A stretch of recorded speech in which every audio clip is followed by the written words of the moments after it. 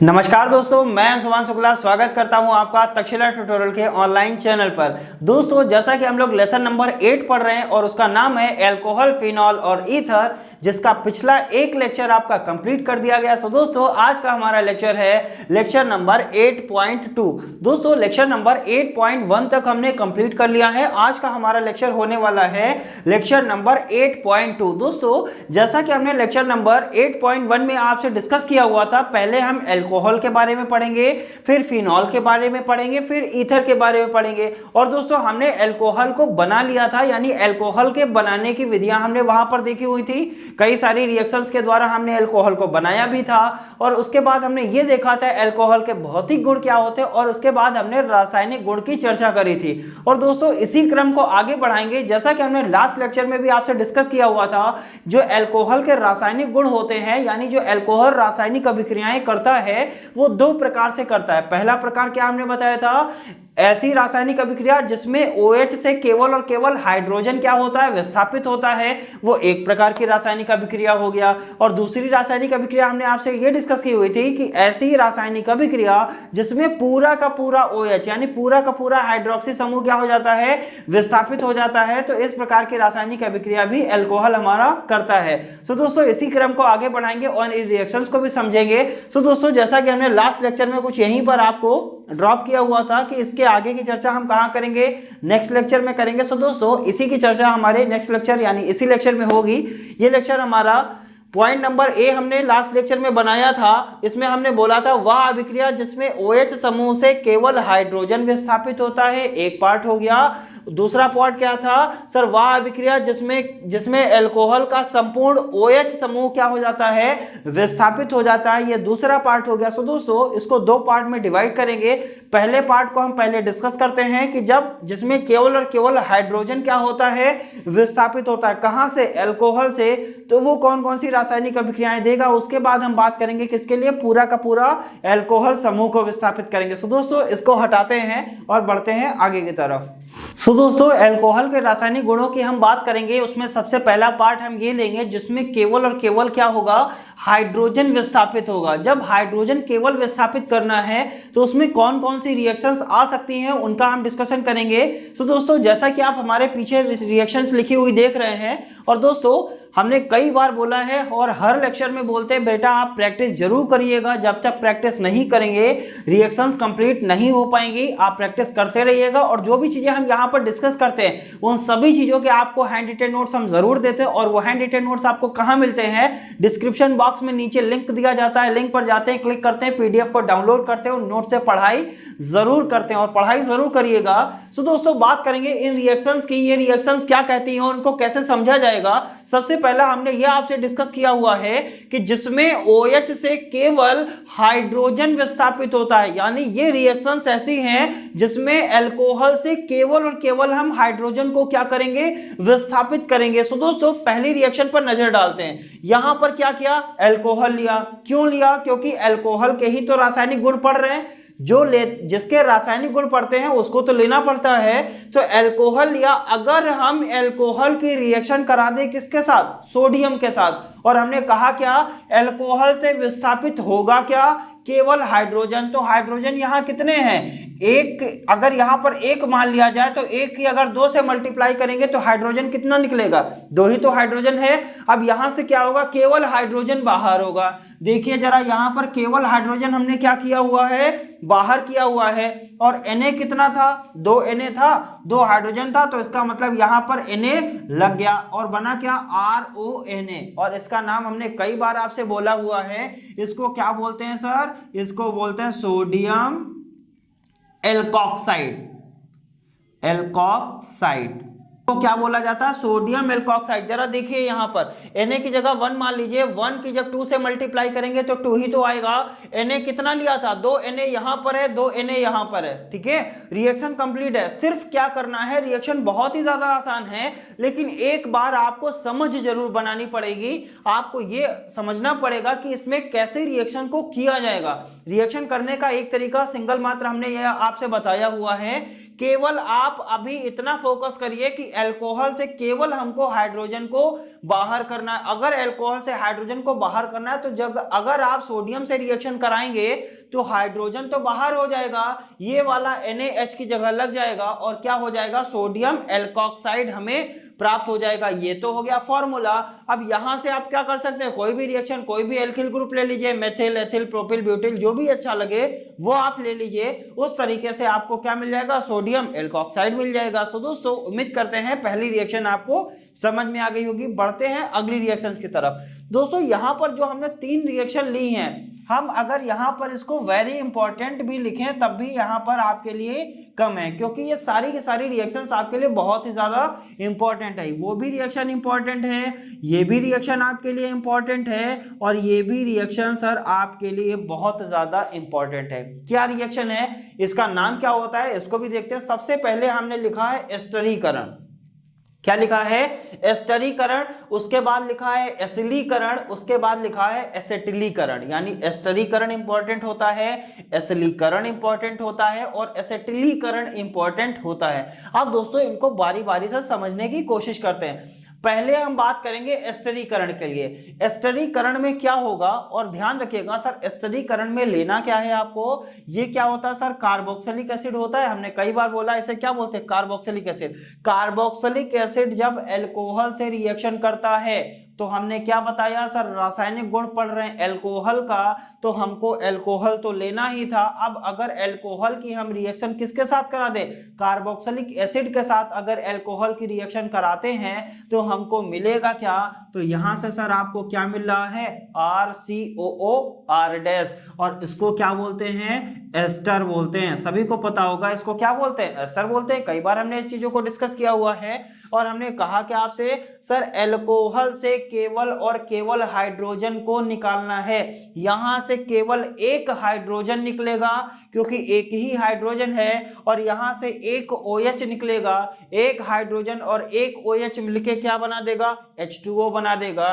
तो अगर मान लेते हैं ये वाला OH हमने निकाला और यहां से एक हाइड्रोजन हमने निकाल दिया, तो आपके पास क्या बचा, R बचा, C बचा, O बचा, और ये वाला O बचा है और R- बचा है। तो इसका मतलब क्या हो गया सर, RCOO R-, और इसे क्या बोलते हैं, एस्टर बोलते हैं। ठीक है, सो उम्मीद करते हैं दोस्तों ये चीजें आपको समझ में आई होंगी। ध्यान क्या रखना है सर, एस्टरीकरण में हम क्या लेते हैं, कार्बोक्सिलिक एसिड को लेते हैं। कार्बोक्सिलिक एसिड जब अल्कोहल से रिएक्शन करता है तो हमें क्या प्राप्त होता है, एस्टर प्राप्त होता है। ये चीजें ध्यान रखनी पड़ेंगी, आपको सिंगल लाइन में लिखना पड़ेगा। सर कार्बोक्सिलिक एसिड की अल्कोहल से अभिक्रिया कराने पर एस्टर प्राप्त होता है। इस क्रिया को हम क्या कहते हैं, एस्टरीकरण कहते हैं। आ जाता है कभी कभी एस्टरीकरण क्या होता है तथा इसकी अभिक्रिया लिखिए, तो क्या लिखेंगे, कार्बोक्सिलिक एसिड का अल्कोहल के साथ अभिक्रिया कराने पर हमें एस्टर प्राप्त होता है तथा इस क्रिया को हम क्या कहते हैं, एस्टरीकरण कहते हैं। सो दोस्तों उम्मीद करते हैं एस्टरीकरण आपको अच्छे से समझ में आ गया होगा। बढ़ते हैं आगे की तरफ, और दोस्तों आगे क्या है हमारा, एसिलीकरण है। एसिलीकरण के बाद हम पढ़ेंगे एसेटिलीकरण को। तो सबसे पहले डिस्कस करते हैं एसिलीकरण के बारे में। सो एसिलीकरण क्या है सर, इसको क्या बोलते हैं, CO को कार्बोनिल और X को क्या बोलते हैं, हैलाइड, यानी एल्किल कार्बोनिल हैलाइड। जो एसिटिलीकरण होता है वो किसके साथ होगा, एसिटिक एनहाइड्राइड के साथ होगा। जो एसिलीकरण होता है वो किसके साथ होगा सर, एल्किल कार्बोनिल हैलाइड। और जो एस्टरीकरण होता है वो किसके साथ होगा सर, कार्बोक्सिलिक एसिड के साथ होगा। तो एसिलीकरण में क्या देखेंगे, RCOX यानी एल्किल कार्बोनिल हैलाइड की रिएक्शन हम किससे करा रहे हैं, फिर वही बात है, अल्कोहल से। अल्कोहल से निकालना क्या है, हाइड्रोजन को। तो यहां से हाइड्रोजन निकलेगा और यहां से X निकलेगा, क्या बनाएगा, HX बनाएगा। और बचा क्या आपके पास सर, यहां से X अगर निकल गया तो R बचा, C बचा, O बचा, यहां पर O बचा है और यहां पर R- बचा है, और ये सब मिलके क्या बना देंगे, एस्टर बना देंगे। तो दोस्तों यहां पर हमने ये देखा कि एस्टरीकरण कैसे किया जाएगा और एसिलीकरण कैसे किया जाएगा। इस क्रिया को भी हम क्या कहेंगे, एसिलीकरण कहेंगे। कब कहेंगे सर, जब एल्किल कार्बोनिल हैलाइड अल्कोहल से रिएक्शन करता है तो हमको क्या प्राप्त होता है, एस्टर प्राप्त होता है। नेक्स्ट रिएक्शन एसेटिलीकरण की हम बात करने वाले हैं। और एसिटिलीकरण में भी हमने फॉर्मूला आपको बताया हुआ है एसिटिक एनहाइड्राइड वाला। वहां पर हमने क्या बताया था सर, R होता है, यहां पर आप क्या मान लीजिए, R मान लेंगे और यहाँ हो जाएगा CO हो जाएगा और इसका होल ट्वाइस और यहाँ पर क्या लग जाएगा O। और हमने इस तरीके का फार्मूले को क्या बताया था, एनहाइड्राइड कहते हैं। और हमने क्या कहा था सर, जब अगर R की जगह आप CH3 लगा देंगे तो ये क्या हो जाएगा, एसिटिक एनहाइड्राइड। यानी जो एसिटिलीकरण होता है तो उसमें क्या होगा सर, जब एसिटिक एनहाइड्राइड रिएक्शन करता है एथिल अल्कोहल के साथ, किसके साथ रिएक्शन कर रहा है, ROH, यही तो है ROH। यहां पर रिएक्शन किसके साथ कर रहा है, एथिल अल्कोहल के साथ। तो आपको पता क्या है, यहां से क्या निकलेगा, हाइड्रोजन। जब यहां से हाइड्रोजन निकलेगा तो हम इसको कैसे लिख सकते हैं, या आप इसको ऐसे भी समझ सकते हैं, C2H5OH लिखा हुआ है, क्या हम इसको CH3CH2OH लिख सकते हैं कि नहीं? तो आंसर क्या होगा, बिल्कुल लिख सकते हैं। कार्बन 2 है, हाइड्रोजन 5 है, OH था, OH है, नो प्रॉब्लम। अब होगा क्या यहां से सर, CH3COO का होल ट्वाइस O, इसको बोलते हैं एसिटिक एनहाइड्राइड, इसको बोलते हैं एथिल अल्कोहल। यहां से आपको क्या मिला सर, CH3COO मिल गया। क्या मिला, CH3COO मिल गया यहां से। और क्या लग गया इसके साथ सर, C2H5 इसके साथ लग गया। फिर आपके पास क्या बचा, CH3COO अभी फिर बचा हुआ है। और यहां पर क्या बचा हुआ था सर, यहां से आपने H निकाला था, वो H यहां पर लग जाएगा। अब जरा इसको फिर से समझ लेते हैं एक बार, देखिए जरा, यहां पर CH3CO, ठीक है, और एक बार क्या होगा CH3CO और एक O और होगा। इसका मतलब 2 बार CH3CO होगा, एक ऑक्सीजन और होगा, ठीक है। एक बार हमने क्या कहा सर, ये CH3CO और ये वाला O मिल जाएगा, CH3COO हो गया कि नहीं हो गया, ये वाला और ये वाला कंप्लीट होके, या यहां से ना समझिए तो आप ऐसे समझ सकते हैं, ये वाला CH3CO और ये वाला ऑक्सीजन चला जाएगा और C2H5 के साथ लग जाएगा। जब ये C2H5 के साथ लग गया तो ये इसने ये बना दिया। नेक्स्ट, अब आपके पास क्या बचा हुआ, C2H5 तो चला गया, अब आपके पास बचा हुआ है CH3CO बचा हुआ है और हाइड्रोजन बचा हुआ है। तो यहां पर CH3COO H बच जाएगा। तो इस तरीके से हमने ये देखा हुआ। और सॉरी एक सेकेंड, यहां पर CH3CO बचा हुआ है, यहां पर ऑक्सीजन भी बचा हुआ है, एक ऑक्सीजन एक हाइड्रोजन बचा हुआ है, तो CH3COOH बना देगा। इसको क्या बोलते हैं सर, इसको बोलेंगे ethyl acetate. Ethyl acetate, ethyl acetate इसको बोलते हैं, और इसको बोलते हैं एसिटिक अम्ल या एसिटिक एसिड बोलते हैं। सो दोस्तों, उम्मीद करते हैं रिएक्शन आपको क्लियर हुई होगी। रिएक्शन को ध्यान रखिएगा, इस तरीके से रिएक्शन को किया जाएगा। एक बार फिर से देख लीजिए, यहां पर क्या है, CH3CO था, यहां पर एक ऑक्सीजन और था, ये CH3CO और ये वाला ऑक्सीजन C2H5 के साथ चला गया, क्या बना दिया, एथिल एसीटेट। अब आपके पास क्या बचा हुआ है सर, आपके पास CH3CO ये बचा हुआ है, C2H5 ही तो गया है, अभी आपके पास पूरा का पूरा OH बचा हुआ है कि नहीं। लेकिन ध्यान क्या रखेंगे सर, यहां वाला O आप किसी के साथ भी समझ सकते हैं, क्योंकि पूरा का पूरा OH आपको नहीं निकालना है, बल्कि ये क्या होगा, ये इसके साथ रिएक्शन करके क्या बना देगा, CH3COOH बना देगा। सो इस तरीके से हम रिएक्शन को कंप्लीट करेंगे। सो दोस्तों, उम्मीद करते हैं रिएक्शन समझ में आई होंगी। बढ़ते हैं अगली रिएक्शन की तरफ। सो दोस्तों, नेक्स्ट रिएक्शन हमारी है ग्रिग्नार्ड अभिकर्मक के द्वारा, जिसमें हमको ये देखना है कि जो अल्कोहल होता है वो जब ग्रिग्नार्ड रीजेंट के साथ रिएक्शन करेगा तो क्या बनाएगा। तो सिंपल सी बात है सर, यहां से क्या निकलेगा, हाइड्रोजन। चलिए, यहां से हाइड्रोजन निकल के R डैश के साथ लग जाएगा। R डैश के साथ जब हाइड्रोजन लग गया तो आपके पास क्या बचा, ROMG और X बचा हुआ है। यहां पर क्या बना देगा, ROMGX बना देगा। जिस इस तरीके की रिएक्शन हमने पिछले लेक्चर में भी करी हुई थी। तो यहां पर क्या बनाएगा सर, ROMGX बनाएगा, R डैश के साथ H लग जाएगा। जब किसी एल्किल ग्रुप के साथ H लग जाता है तो उसको क्या बोलते हैं, एल्केन बोलते हैं कि नहीं, इसको क्या बोलेंगे, एल्केन बोलेंगे। सो दोस्तों, यहां पर हमने ये देखा हुआ है कि किस तरीके से अल्कोहल का फर्स्ट स्टेप का रिएक्शन कंप्लीट होगा। फर्स्ट स्टेप में जो रासायनिक गुण हमने बताया था, जिसमें ये बोला था केवल और केवल हाइड्रोजन क्या होगा, विस्थापित होगा। अब हम बात करेंगे सेकंड स्टेप के लिए, जहां पर संपूर्ण यानी पूरा का पूरा अल्कोहलिक ग्रुप विस्थापित करेंगे। वो रिएक्शन कैसे करी जाएंगी उनकी भी हम बात करते हैं। आइए दोस्तों, उन रिएक्शन को लिखते हैं और उनको समझने की कोशिश करते हैं। सो दोस्तों, अभी तक हमने ये रिएक्शंस देखी हुई है जिसमें अल्कोहल से केवल और केवल हाइड्रोजन विस्थापित होता है, है।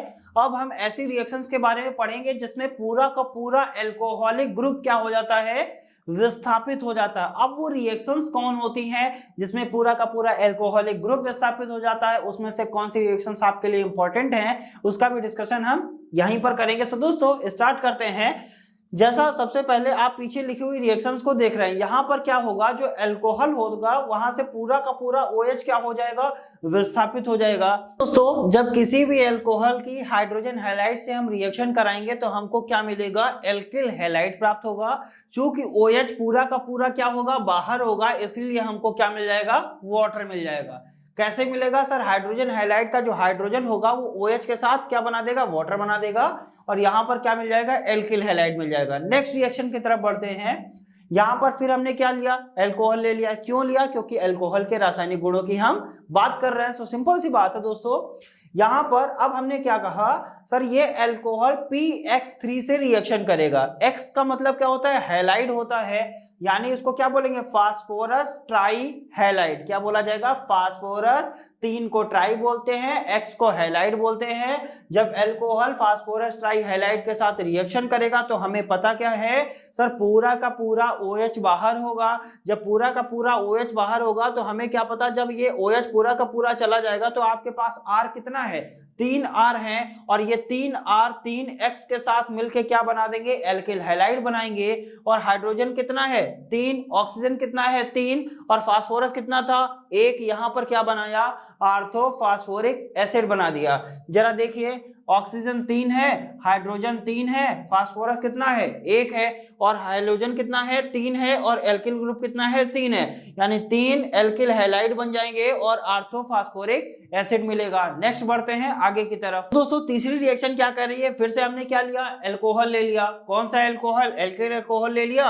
अब ये रिएक्शन करेगा SOCl2 के साथ। SOCl2 को बेटा बोलते हैं थायोनिल क्लोराइड। क्या बोलते हैं, थायोनिल क्लोराइड, इसका नाम होता है थायोनिल क्लोराइड। जब आपका अल्कोहल थायोनिल क्लोराइड के साथ रिएक्शन करेगा तो आपको पता सर, पूरा का पूरा OH क्या होगा, बाहर होगा। जब पूरा का पूरा OH बाहर होगा तो ये एल्किल ग्रुप एक क्लोरीन के साथ क्या बनाएगा, एल्किल क्लोराइड बनाएगा, और SO2 पूरा का पूरा क्या हो जाएगा, बाहर हो जाएगा, प्लस क्या मिलेगा आपको, HCl मिलेगा। SO यहां था, एक ऑक्सीजन यहां से मिलेगा, क्या बनाएगा, SO2 बनाएगा। यहां से एक हाइड्रोजन एक Cl के साथ मिलके HCl बनाएगा, और यहां Cl 2 थे इसीलिए एक Cl R के साथ मिलके क्या बना देगा, एल्किल क्लोराइड बनाएगा। सो दोस्तों इस तरीके से अल्कोहल थायोनिल क्लोराइड के साथ रिएक्शन करके एल्किल क्लोराइड, सल्फर डाइऑक्साइड और हाइड्रोक्लोरिक एसिड बनाता। सो दोस्तों इस तरीके से हमने ये देखा कि पूरा का पूरा जब अल्कोहल विस्थापित होता है तो किस तरीके से रिएक्शंस को हम करते हैं। नेक्स्ट रिएक्शन की तरफ बढ़ते हैं। दोस्तों अगली रिएक्शन है अल्कोहल का निर्जलीकरण। बहुत इंपॉर्टेंट रिएक्शन है, ध्यान क्या रखना है इसमें, अल्कोहल का निर्जलीकरण। और दोस्तों एक चीज हम यहाँ पर आपको बता दें, जो भी चीजें हम यहाँ पर डिस्कस करते हैं इन चीजों का डिटेल नोट आपको मिलता है, फुल डिटेल नोट जो हमने यहाँ पर शॉर्ट फॉर्म में लिखा हुआ है, इसको भी हम डिटेल में देते हैं कि कैसे चीजें होती हैं यहाँ पर। तो उन चीजों को देखने के लिए आपको नोट्स जरूर पढ़ना चाहिए, तो आप नोट्स जरूर पढ़ेंगे। और वो नोट्स आपको कहाँ मिलते हैं, जैसा हमने अभी बताया था कि डिस्क्रिप्शन बॉक्स में नीचे लिंक दिया जाता है, लिंक पर जाते हैं, क्लिक करते हैं, PDF को डाउनलोड करते हैं, नोट्स से पढ़ाई जरूर करते हैं। हम हर वीडियो में आपसे रिकमेंड करते हैं आप बेटा नोट्स जरूर पढ़िएगा, नोट्स नहीं पढ़ेंगे तो फिर प्रॉब्लम हो सकती है। तो दोस्तों बढ़ते हैं आगे की तरफ। अल्कोहल का निर्जलीकरण, आखिरकार ये क्या होता है निर्जलीकरण, और जब अल्कोहल का निर्जलीकरण करेंगे तो हमें मिलेगा क्या, तो लिखा है सर इस अभिक्रिया को हम विलोपन अभिक्रिया भी कहते हैं। नाम से भी आ सकता है सर, विलोपन अभिक्रिया क्या होती है, कैसे होती है, इसे लिखिए। या आ जाएगा सर अल्कोहल का निर्जलीकरण कैसे किया जाएगा, इसके बारे में बताइए। तो विलोपन अभिक्रिया बोला जाए या अल्कोहल का निर्जलीकरण बोला जाए, बात दोनों की एक ही होती है। तो होगा क्या सर, अल्कोहल के निर्जलीकरण से एल्कीन बनती है। क्या बताया गया सर, कोई भी अल्कोहल आप लीजिए, उसका जब आप निर्जलीकरण करेंगे तो वहां पर आपको क्या मिलेगा, एल्कीन मिलेगा।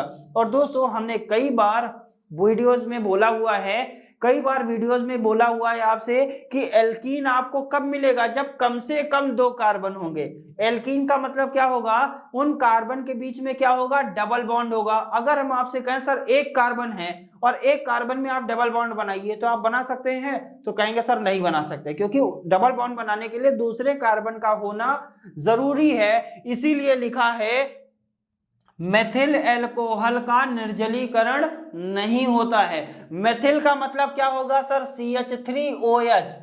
CH3OH यही तो होगा मेथिल एल्कोहल। क्या इसका निर्जलीकरण हो सकता है? तो आंसर क्या होगा सर, नहीं हो सकता। क्यों? क्योंकि हमें पता है जब एल्कोहल का हम निर्जलीकरण करते हैं तो हमें क्या मिलता है, एल्कीन मिलता है। और एल्कीन का मतलब उसमें डबल बॉन्ड आएगा और 1 कार्बन के बीच में कभी भी डबल बॉन्ड नहीं बनता, इसीलिए मेथिल एल्कोहल का निर्जलीकरण नहीं होता है। हम फिर से रिपीट करेंगे, क्वेश्चन आ जाता है कि मेथिल एल्कोहल का निर्जलीकरण नहीं होता है, क्यों? तो आंसर क्या होगा सर, मेथिल एल्कोहल कभी भी एल्कीन नहीं बना सकता, अर्थात मेथिल एल्कोहल कभी भी मेथिलीन नहीं बना सकता, इसीलिए मेथिल एल्कोहल का निर्जलीकरण नहीं होता है। क्योंकि हम जानते हैं एल्कोहल के निर्जलीकरण के द्वारा एल्कीन प्राप्त होती है। तो दोस्तों इस तरीके से आंसर को किया जाएगा। अब बढ़ते हैं आगे की तरफ। आखिरकार ये जो एल्कोहल होते हैं, चलिए ठीक है, मेथिल एल्कोहल का निर्जलीकरण नहीं होगा, अर्थात मेथिलीन नहीं मिलेगा। अब बात करते हैं क्या एथिल एल्कोहल का निर्जलीकरण हो सकता है, क्या प्रोपिल एल्कोहल का निर्जलीकरण हो सकता है? तो आंसर क्या है, बिल्कुल हो सकता है, क्योंकि इसमें कार्बन की संख्या क्या होती है, ज्यादा होती है। जब कार्बन की संख्या ज्यादा होगी तो हम उसके बीच में क्या कर सकते हैं, डबल बॉन्ड बना सकते हैं। डबल बॉन्ड बना देंगे तो हम क्या कहेंगे, सर हमको एल्कीन मिल गया है। तो इस तरीके से हमने एक फॉर्मूले वाली रिएक्शन को लिख लिया है। यहां पर हमने क्या लिखा, RCH2CH2OH। C 2 बार क्यों लिए, क्योंकि हमने क्या कहा था कि कम से कम आपको 2 कार्बन तो चाहिए, तभी तो आप उसमें डबल बॉन्ड बनाएंगे। तो यहाँ पर 2 कार्बन ले लिए। अब हमने क्या कहा, सर इसका निर्जलीकरण करेंगे किसकी उपस्थिति में, सांद्र H2SO4 यानी सल्फ्यूरिक अम्ल की उपस्थिति में। जब आप इसका निर्जलीकरण करेंगे तो आपको क्या मिलेगा, एल्कीन। एल्कीन का मतलब उन कार्बन के बीच में क्या बनेगा, डबल बॉन्ड बनेगा। जब हम कार्बन के बीच में डबल बॉन्ड बनाते हैं तो हमें क्या पता है सर, एक कार्बन कितने बॉन्ड बनाता है, 4। और जैसे डबल बॉन्ड बनाया तुरंत हमने हाइड्रोजन एडजस्ट कर लिए। यहाँ पर हाइड्रोजन 2 थे, यहाँ पर हाइड्रोजन 2 थे। अब यहाँ से क्या होगा सर, हमको पता है रासायनिक गुण पढ़ रहे हैं, और रासायनिक गुण में हम कौन सा पढ़ रहे हैं सर, पूरा का पूरा एल्कोहल विस्थापित होने वाला। इसका मतलब ये पूरा का पूरा एल्कोहल तो पहले निकल जाएगा, और एल्कोहल निकलेगा तो H2O बनाएगा। इसका मतलब एक हाइड्रोजन और निकलेगा यहाँ से। वो हाइड्रोजन क्या होगा सर, जब इसके बीच में डबल बॉन्ड बनाएंगे तो यहाँ पर 2 हाइड्रोजन थे, देखिए जरा यहाँ से एक हाइड्रोजन निकाला हुआ है। क्यों? क्योंकि यहाँ पर जब डबल बॉन्ड बनेगा तो कार्बन कभी भी 5 बॉन्ड नहीं बनाता है, इसलिए एक हाइड्रोजन यहाँ से निकल के OH के साथ क्या बना देगा, वाटर बना देगा। तो दोस्तों ये एक नियम पर आधारित रिएक्शन है, इसे बोलते हैं जेतसेव का नियम। आइए दोस्तों समझने की कोशिश करते हैं जेतसेव का नियम क्या होता है और अन्य रासायनिक गुण क्या होते हैं। दोस्तों बात करते हैं नियम की। नियम में क्या लिखा हुआ है, लिखा है जेतसेव का नियम। क्या होता है ये नियम, लिखा गया है एल्कोहल के निर्जलीकरण से ऐसी एल्कीन बनती है। कैसी एल्कीन बनती है, इन्होंने बताया जो सबसे अधिक क्या होती है, स्थायी होती है। इसका मतलब क्या हुआ सर, इन्होंने ये बताया जब हम एल्कोहल का निर्जलीकरण करते हैं तो ऐसी एल्कीन बनती है जो सबसे ज्यादा क्या होती है, स्थायी होती है। जब सबसे ज्यादा स्थायी होगी तो इससे होगा क्या, तो यहां पर हमने देखा ये कौन सा एल्कोहल हमने यहां पर लिया हुआ है, तो आंसर क्या होगा सर, ये टर्सरी एल्कोहल है। कौन सा एल्कोहल है यहां पर, टर्सरी एल्कोहल। टर्सरी एल्कोहल है। टर्सरी एल्कोहल का हम क्या कराने जा रहे हैं, निर्जलीकरण। और हमको क्या पता है सर, जब एल्कोहल का निर्जलीकरण होता है तो उसमें से जल क्या हो जाता है, बाहर हो जाता है। ये कब बाहर होगा, जब OH पूरा का पूरा यहां से क्या होगा, निकलेगा। और कहां से निकालेंगे सर, OH यहां से निकलेगा और एक हाइड्रोजन और निकालना है, तो एक हाइड्रोजन यहां से निकाल देते हैं, तभी तो डबल बॉन्ड बनेगा। तो यहां पर हम क्या लिख सकते हैं sir, C double bond CH2। यहां पर क्या था सर, आपका CH3 था, ऊपर भी क्या था, CH3 था। ठीक है, अब देखिए जरा आपकी ये एल्कीन बन गई कि नहीं बन गई। क्यों एल्कीन बन गई, क्योंकि यहां पर क्या आ गया, डबल बॉन्ड, और एक हाइड्रोजन यहां से क्या किया, कम किया। ये हाइड्रोजन इस वाले एल्कोहल के साथ मिलके क्या हो जाएगा, बाहर हो जाएगा। अब दोस्तों क्वेश्चन होगा सर यहाँ पर टर्सरी अल्कोहल ही क्यों लिया, तो इसका भी एक नियम होता है। नियम क्या है, अल्कोहल का जो निर्जलीकरण करने की प्रवृत्ति होती है तो वो सबसे पहले निर्जलीकरण किसका होता है, टर्सरी अल्कोहल का, फिर सेकेंडरी अल्कोहल की, फिर प्राइमरी अल्कोहल का। इसका मतलब जो टर्सरी अल्कोहल का जब निर्जलीकरण करते हैं तो वो सबसे ज्यादा क्या होता है, स्थायी होता है। क्या होता है, सबसे ज्यादा स्थायी होता है। क्यों, क्योंकि जैतसेव ने बताया सर ऐसी एल्कीन बनती है जो सबसे अधिक स्थायी होती है, और सबसे अधिक स्थायी कौन सी एल्कीन होती है, टर्सरी अल्कोहल से बनी हुई एल्कीन सबसे अधिक स्थायी होती है। तो कभी कभी आपसे क्रम भी पूछ सकता है कि ये जो एल्कीन है इन एल्कीन में कौन सबसे अधिक स्थायी है, तो आप क्या कर सकते हैं सर, वहां से बता सकते हैं सर जो टर्सरी अल्कोहल होता है उससे जो एल्कीन बनती है वो सबसे ज्यादा स्थायी होती है। और एल्कीन बनेगी कब, जब उसका हम क्या करेंगे, निर्जलीकरण करेंगे। और ये किस नियम के अकॉर्डिंग पता चला, ये हम लोगों को जैतसेव के नियम के अकॉर्डिंग पता चला। तो दोस्तों सबसे ज्यादा स्थायी टर्सरी, उसके बाद सेकेंडरी, और सबसे कम स्थायी कौन सी होती है, प्राइमरी एल्कीन। तो दोस्तों उम्मीद करते हैं आपको अच्छे से समझ में आया होगा। बढ़ते हैं नेक्स्ट रिएक्शंस की तरफ। तो दोस्तों बात करते हैं अन्य रासायनिक गुणों की तरफ। अगला रासायनिक गुण हमारा है ऑक्सीकरण। आखिरकार ये जो अल्कोहल्स होते हैं इनका ऑक्सीकरण अगर करेंगे तो हमको क्या प्राप्त होगा, इसकी भी हम बात करेंगे। सो दोस्तों ये जो ऑक्सीकरण है आपके लिए, ये भी आपके लिए क्या है, बहुत ही ज्यादा इंपॉर्टेंट है। अब बात करते हैं सर ऑक्सीकरण किसकी उपस्थिति में करेंगे और किसका करेंगे, ये भी तो हमको क्लियर होना चाहिए। जो ऑक्सीकरण करना है वो हमें किसका करना है और किसकी उपस्थिति में ऑक्सीकरण होगा। और ऑक्सीकरण में हमने आपसे कई बार बोला हुआ है किससे रिएक्शन कराते हैं, ऑक्सीजन से रिएक्शन कराते हैं। तो लिखा हुआ है सर अल्कोहल का K2Cr2O7 प्लस H2SO4 या Na2Cr2O7 plus H2SO4 comma KMNO4 की उपस्थिति में ऑक्सीकरण कराने पर क्या प्राप्त होता है, एल्डिहाइड, कार्बोक्सिलिक अम्ल और कीटोन प्राप्त होता है। क्या क्या प्राप्त होता है, एल्डिहाइड प्राप्त होता है, कार्बोक्सिलिक अम्ल प्राप्त होता है, और क्या प्राप्त होता है, कीटोन प्राप्त होता है। कब प्राप्त होता है, तो हमने क्या बताया सर, जब कोई भी अल्कोहल होगा उसका K2Cr2O7 को क्या बोलते हैं, पोटेशियम, नाम लिख देते हैं यहां पर, पोटेशियम डाइक्रोमेट। क्या बोलते हैं इसको, पोटेशियम डाइक्रोमेट। और इसका नाम तो पता होगा सल्फ्यूरिक अम्ल, इसको क्या बोलते हैं, पोटेशियम डाइक्रोमेट, और इसको क्या बोलते हैं, सल्फ्यूरिक अम्ल बोलते हैं। और इसका नाम क्या हो जाएगा सर, यहाँ K लगा था तो पोटेशियम डाइक्रोमेट बोला, यहाँ Na लगा है तो इसको क्या बोलेंगे, सोडियम डाइक्रोमेट बोलेंगे। K लगा होने के कारण इसको बोलते हैं पोटेशियम डाइक्रोमेट, इसको क्या बोलेंगे सर, सोडियम डाइक्रोमेट। सोडियम क्यों बोला, क्योंकि यहाँ पर Na लगा हुआ है। अब आप पोटेशियम डाइक्रोमेट और H2SO4 के साथ उसका ऑक्सीडेशन कराइए या ऑक्सीकरण कराइए, या आप सोडियम डाइक्रोमेट के साथ ऑक्सीकरण कराएंगे। अगर इनकी उपस्थिति में आप अल्कोहल का ऑक्सीकरण कराते हैं तो आपको क्या मिलेगा सर, एल्डिहाइड प्राप्त होगा और कार्बोक्सिलिक अम्ल प्राप्त होगा, ठीक है, और कीटोन प्राप्त होगा। और KMNO4 को क्या बोलते हैं, पोटेशियम परमैंगनेट बोलते हैं। इसको क्या बोला जाता है, पोटेशियम परमैंगनेट।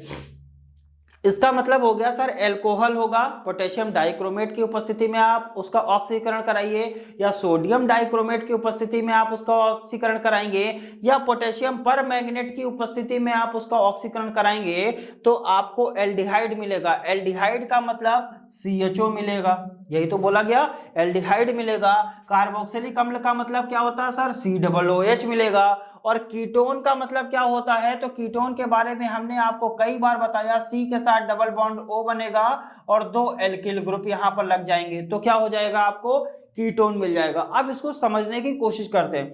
ये आखिरकार जो हमको एल्डिहाइड मिलेगा, जो कार्बोक्सिलिक अम्ल मिलेगा और जो कीटोन मिलेगा, ये हमको किस प्रकार के अल्कोहल से मिलेगा। तो आंसर क्या होगा सर, ये हम कैसे प्राप्त करेंगे, प्राइमरी अल्कोहल के द्वारा, सेकेंडरी अल्कोहल के द्वारा और टर्सरी अल्कोहल के द्वारा। इसका मतलब इसमें तीनों प्रकार के अल्कोहल्स का हम यूज करेंगे, तभी हम एल्डिहाइड, कार्बोक्सिलिक अम्ल और कीटोन प्राप्त कर पाएंगे। सो दोस्तों बढ़ते हैं आगे की तरफ। अभी हम बात करेंगे केवल प्राइमरी अल्कोहल की बात। अभी हम किसकी बात करेंगे, प्राइमरी अल्कोहल की बात करेंगे। नेक्स्ट लेक्चर में हम सेकेंडरी अल्कोहल और टर्सरी अल्कोहल की बात करेंगे। सो दोस्तों प्राइमरी अल्कोहल की अगर हम रिएक्शन कराते हैं, प्राइमरी अल्कोहल है ये कि नहीं है, प्राइमरी अल्कोहल के बारे में हमने क्या बताया था सर, ऐसा अल्कोहलिक ग्रुप जो पहले कार्बन के साथ लगा हो क्या कहलाएगा, प्राइमरी अल्कोहल। ये जरा देखिए, ये पहले कार्बन के साथ लगा हुआ है, ये पहला कार्बन, ये दूसरा कार्बन, तो ये कौन सा अल्कोहल हो गया, प्राइमरी अल्कोहल। और आप या तो ये ले लीजिए या ये ले लीजिए,